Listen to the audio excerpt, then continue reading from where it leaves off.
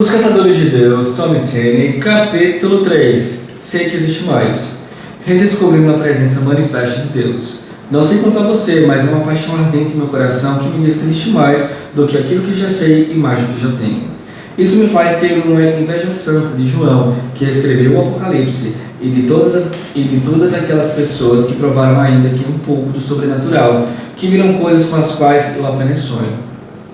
Sei que existe mais, e sei disso por causa daqueles que encontraram esse algo mais, e que nunca foram os mesmos outra vez, os caçadores de Deus. A minha oração é: quero te ver como João te viu. A diferença entre a onipresença de Deus e a presença manifesta de Deus é que a expressão onipresença de Deus se refere ao fato de que Ele está em todo lugar ao mesmo tempo. Só que a presença manifesta de Deus é algo diferente, nós vamos ver agora. A presença manifesta de Deus. Muito embora Deus esteja em todo lugar, o tempo todo, há momentos em que Ele concentra a própria essência do seu ser, no que muitos chamam de presença manifesta de Deus. Quando isso acontece, há uma forte sensação e consciência de que o próprio Deus entrou no lugar. A única coisa que vai mudar o foco e o favor de Deus em relação a nós é a nossa fome. Precisamos nos arrepender, buscar a sua face e orar. Deus, olha para nós e esperamos em Ti. Ou seja, não adianta apenas nós termos a consciência da onipresença de Deus que está em todos os lugares, mas nós precisamos ter o desejo pela Sua presença manifesta. E eu ouvi certa vez uma pessoa falando: olha, quando você está no rodízio, o rodízio você paga um valor e você come à vontade. O que vai determinar o quanto que você vai comer é a sua fome.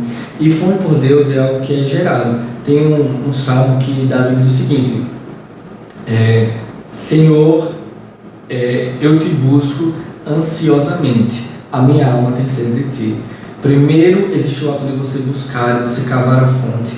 E depois a fome vem. A fome ela é gerada. Mas se a gente está tão satisfeito com fast food, com entretenimento, logo a fome por Deus ela vai lá para baixo, guiado pelos olhos de Deus. Você é sensível bastante para que os olhos de Deus possam guiá-lo e convença o seu coração do pecado? Quando Ele olha em sua direção, você é rápido em dizer: não posso fazer isso, não posso ir ali, e não posso dizer isso, porque desagradaria meu Pai. O olhar de Deus convenceu a Pedro, e ao som do canto de um galo, ele chorou de arrependimento. Deus está em todo lugar, mas Ele não volta o seu rosto e o seu favor para todo lugar. É por isso que Ele nos diz para buscarmos a sua face. Sim, Ele está presente com você todas as vezes que você se encontra com outros crentes em um culto de adoração. Mas quanto tempo faz desde que a sua fome o levou a engatinhar até o seu colo? E como uma criança, pegar o rosto do Pai e virá-lo para você. Intimidade com Ele, é isso que Deus deseja, e a sua face deve ser o nosso maior anseio. Os israelitas se refeririam à presença manifesta de Deus como Shekinah de Deus. Quando Davi começou a falar sobre trazer a Arca da Aliança de volta para Jerusalém, ele não estava interessado na caixa coberta de ouro com os artefatos dentro dela. Seus interesses era a chama azul que parava entre as asas estendidas dos querubins em cima da arca. Era isso o que ele queria, pois havia alguma coisa na chama que significava que o próprio Deus estava presente, e onde quer que aquela glória ou presença manifesta de Deus fosse, haveria vitória, poder e bênção. Intimidade gerará a bênção, mas a busca da bênção nem sempre gerará intimidade. Teve um congresso dentro do trono, acho que foi em 2008, que o nome do congresso era Intimidade. E eles tiveram uma série de pregações que falavam sobre que uma coisa gera outra. Por exemplo, intimidade gera santidade, santidade gera poder, e poder gera conquista. Era algo mais ou menos assim. E não há como nós chegarmos a Deus e termos uma vida vitoriosa se não houver intimidade com Ele. O legado de um lugar onde Deus permanece. É interessante ler o que aconteceu quando Jacó e sua família fizeram aquela viagem a Betel e partiram, e o terror de Deus foi sobre as cidades que estavam ao redor deles, e não seguiram após os filhos de Jacó. Gênesis 35:5. A palavra hebraica para terror vem do raiz que significa prostrar-se e, consequentemente, perder o controle, seja por violência ou por confusão de medo. Se quisermos que o temor do Senhor retorne ao mundo, a igreja precisa voltar para Betel, o lugar da sua presença manifesta. Tropeçando na nuvem. A presença manifesta de Deus geralmente permanece sobre um lugar, mesmo quando ninguém mais está por perto. Lembro-me do dia que um auxiliar de uma igreja que havia sido invadida por Deus subiu ao púlpito para trocar a água do batistério. Era um dia de semana, sem culto. Ele ficou por lá mesmo. 3 horas depois, alguém percebeu sua ausência e foram procurar por ele. A iluminação estava fraca no santuário, mas quando acenderam as luzes, viram um homem deitado, prostrado sobre o púlpito, onde havia caído depois de tropeçar na nuvem da sua presença. Algumas vezes, a nuvem da presença de Deus aparece de repente, quando o povo de Deus o adora, quando é invocado. E até mesmo nos louvores, a palavra fala que o Senhor é entronizado, o Senhor é invocado em meio aos louvores do seu povo. Não estou pronto para isto.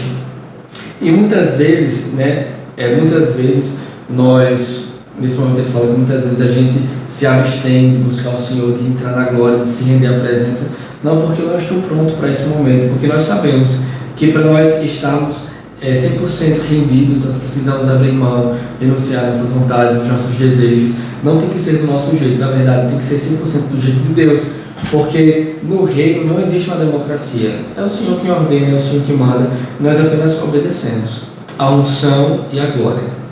Quando a unção de Deus repousa sobre a carne humana, ela faz com que tudo flua melhor. Uma das imagens mais claras do propósito da unção está no livro de Esther. Quando Esther estava sendo preparada para ser apresentada ao rei da Pérsia, ela teve de passar por uma purificação que durou 1 ano. Durante o processo, ela foi imersa seguidamente em óleo da unção aromática. 1 ano de preparação para uma noite com o rei. O propósito da unção não é fazer com que o homem goste de você, mas fazer com que o rei goste de você. É muito mais importante ter a aprovação do rei do que a aprovação das pessoas. Davi foi ungido por Deus muito antes de ser coroado por pessoas. Ele buscava a aprovação de Deus acima da aprovação dos homens. Ele era um caçador de Deus. Muitas vezes desonramos a unção de Deus. Nós nos preparamos para Ele, mergulhamos na sua preciosa unção aromática, mas depois saímos desfilando por aí para que o homem veja. Acabamos flertando quando estamos a caminho da câmara do rei e nunca conseguimos chegar lá, seduzidos por outros amores menos importantes. O problema começa quando usamos a unção para impressionar os outros, desconsiderando seu propósito primordial, encobrir o mau cheiro da nossa própria carne. O propósito real da unção não é fazer com que sejamos pessoas boas, tenhamos uma boa aparência ou um cheiro agradável para o homem. Isso é resultado, é consequência, mas a finalidade real da unção é nos conceder o favor do rei. A nossa carne cheira mal às narinas de Deus e a unção nos torna aceitáveis ao rei. Dançamos diante do véu e nos recusamos a entrar. O propósito da unção é nos ajudar a fazer a transição da carne para a glória. Quando a glória de Deus vem, ficamos como o profeta Isaías. A nossa carne fica tão enfraquecida pela sua presença que não podemos fazer nada além de contemplá-lo em sua glória. Como está escrito lá em Isaías 6, no ano da morte de Uzias, viu Isaías a glória do Senhor. E ele começou a falar: ai de mim, porque sou um homem de lábios impuros e habito no povo de impuros lábios. É isso aí. E o que acontece? Quando nós nos deparamos com a glória, com a presença do Senhor, o nosso pecado é confrontado. Convencidos de sua própria falta de santidade e da necessidade de se arrependerem a viver uma vida santa dentro dele. Alguma coisa morre entre nós toda vez que somos confrontados pela sua glória. Assim como Isaías recebeu brasas quentes sobre os seus lábios, recebemos o pão quente da sua presença e somos transformados para sempre. Quanto mais a nossa carne morre, mais o nosso espírito vive. Havia demais de Deus. Aquele conta a história de Smith Wigglesworth, que era alguém assim, que tem uma história impactante, profunda e forte com o Senhor. E ele sempre falava, que havia mais de Deus, ele queria mais de Deus. E na presença manifesta de Deus, você e eu precisamos fazer muito pouco, mas coisas grandes e poderosas acontecerão. Por outro lado, quando você e eu fazemos as coisas do nosso jeito, os resultados são poucos e não há muito da glória de Deus. Esta é a diferença. Quando o homem quer enfeitar, Deus se afasta falando: faz teu show, faz teu nome. Ainda não capturamos Deus. Precisamos aprender a dar as boas-vindas à presença manifesta de Deus e mantê-la entre nós, para que apenas o reflexo da sua presença leve os pecadores à convicção de pecados e convenção instantânea. Precisamos entrar em acordo com o que Deus quer fazer. Se a igreja não louvá-lo nem obedecer, ele levantará pessoas que o façam. Se nós não cantarmos a glória de Deus e as ruas das nossas cidades, ele Ele levantará uma geração que seja não religiosa e desinibida e revelará a sua glória a ela. O problema é que sofremos de doença espiritual fatal de relutância. Simplesmente não estamos famintos o bastante. A gente está satisfeito com outras coisas. Logo, a fome pela comida verdadeira, a gente não tem. Somente o arrependimento nos levará a algum lugar. Deus não está voltando para pessoas que simplesmente estão em busca dos seus benefícios. Ele está se voltando para pessoas que buscam a sua face. Não importa o que façamos, somente o arrependimento nos levará a algum lugar em Deus. A única maneira pela qual Ele transformará sua visitação nos avivamentos em habitação eterna é se você e eu prepararmos um lugar para Ele com lágrimas e arrependimento, porque então ele não terá mais que fingir que não vê a nossa ignorância. Ele literalmente fechará os olhos e não olhará para nós, para que seu olhar divino não nos destrua. Deus está cansado de gritar instruções para a igreja. Ele quer nos guiar com seus olhos. Isso significa que precisamos estar próximos dele bastante para vermos o seu rosto. Ele está cansado de nos corrigir publicamente. Buscamos suas mãos tempo demais. Queremos o que ele pode fazer por nós. Queremos as suas bênçãos. Queremos os arrepios, os calafrios. Queremos os peixes e os pães. Mas recuamos diante do alto e necessário compromisso de buscarmos a sua face. Quando a unção vem, se você é um pregador, pregará melhor. Se você é um cantor, canta melhor quando é ungido. Mas quando a glória desce, você mal consegue cantar. Por quê? Porque Deus declarou que nenhuma carne se gloriará na sua presença. Eu nunca o ouvi antes, mas tenho certeza que era Deus. E aqui ele conta a experiência que algumas pessoas da igreja dele teve, que compartilhou com ele depois, já que você tem uma glória, uma presença muito grande. E eles começaram a dizer, olha, eu nunca vi Deus antes, mas eu tenho certeza que era Deus. E assim, quando é Deus, você percebe, você sabe que é, você nunca viu, mas você tem a convicção que é. O verdadeiro avivamento acontece quando as pessoas estão comendo no restaurante ou andando pelo shopping, de repente começam a chorar, voltam-se para seus amigos e dizem, não sei o que está acontecendo comigo, mas sei que preciso acertar minha vida com Deus.